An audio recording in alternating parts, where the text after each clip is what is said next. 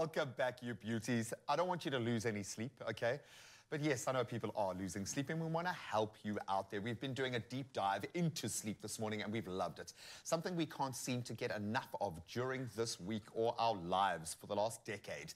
Sleep disorders are conditions that affect the quality, duration and timing of sleep that you're able to get at night, just to know the parameters. Yeah, so while you're sleeping, you're actually unconscious, but your brain and body functions, they are actually still active.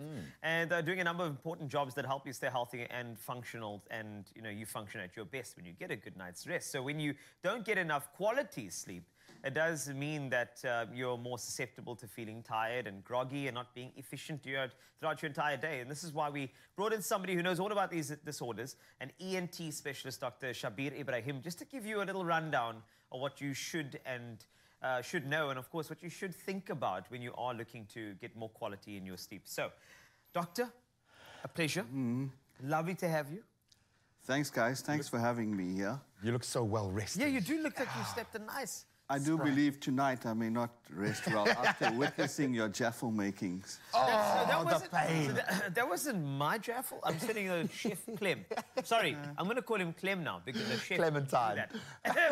Yeah, so, no, but thank you. I hope the jaffle offers some good sleep for you as well. It's a difficult place to know where to begin. Yeah. Because it's such a broad spectrum. It feels so individual for each person's journey. It could be mental, it could be physical, it could be something really small that needs to be adjusted, like a deviated septum or something along those lines. But maybe we should start with some classifications. So when you look into sleeping disorders in your space, how do you classify those? Okay, so classification, there are a number of sleeping disorders that are pathological. Often the common one we encounter is insomnia, difficulty in initiating, maintaining sleep associated with daytime tiredness as well. The one that I'm very interested in is sleep apnea, specifically obstructive sleep apnea, characterized by loud snoring with associated stopping or gasping of air during the sleep. Could be central as well. Then you get other less common things like the restless leg syndrome, parasomnias, sleepwalking disorders, etc. So it's a very complex subject and a science in itself as well.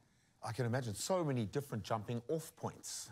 Yeah, there are. But if I think about sleep disturbance versus sleep disorders, I mean, how do you differentiate? Some of us just get disturbed every now and then. Could be your neighborhood, your kids, dogs, partners. Yeah. So how do we differentiate between a disorder where it becomes debilitating and something that just you need to tweak lifestyle-wise? Great question. So the first thing is that we look at the frequency. How often is it happening? Okay.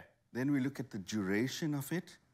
Is it happening, how long is it? And then importantly, how is it affecting your functioning in the day?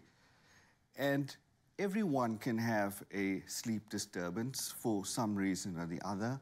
Either you're under stress, work-related problems, which hours which you can relate to, meals at night or medication. So all these things can cause a sleep disturbance. But when it's becoming longer, and I generally ask people about 3 weeks or more. Is it affecting the quality and the functioning, your day-to-day functioning? Then I think you should actually seek help. Get help. Why are you not? Because there are people who are spending their lives studying to find the causality and obviously find a solution there. Can you look at the difference between, say, for instance, insomnia, which seems, I would struggle to know where to begin with something like that, and sleep apnea, which feels like a physical adjustment? Okay.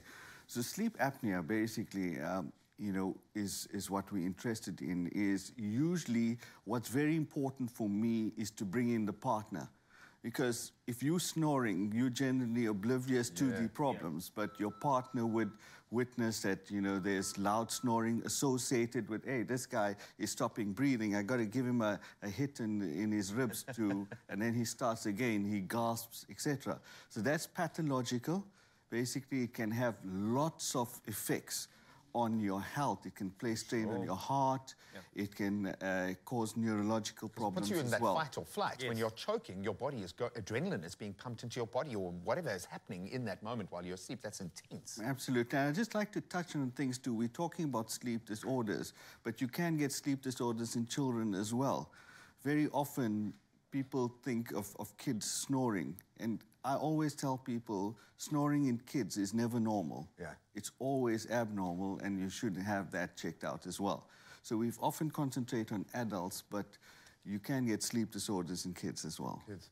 And they're also kids, which means they just wake up and disturb our sleep, which is what they're about. Well, thank you. I mean, it's been an awakening to learn a bit more about, sleep disorders. But I think what you've given us is the notes of just monitor your sleep. Keep a little sleep diary, perhaps know yourself. And if there is a problem that's got frequency, come to see somebody like you. If it's an apnea-related thing, or maybe even psychological assistance could actually help in this regard. Thank you so much for the help.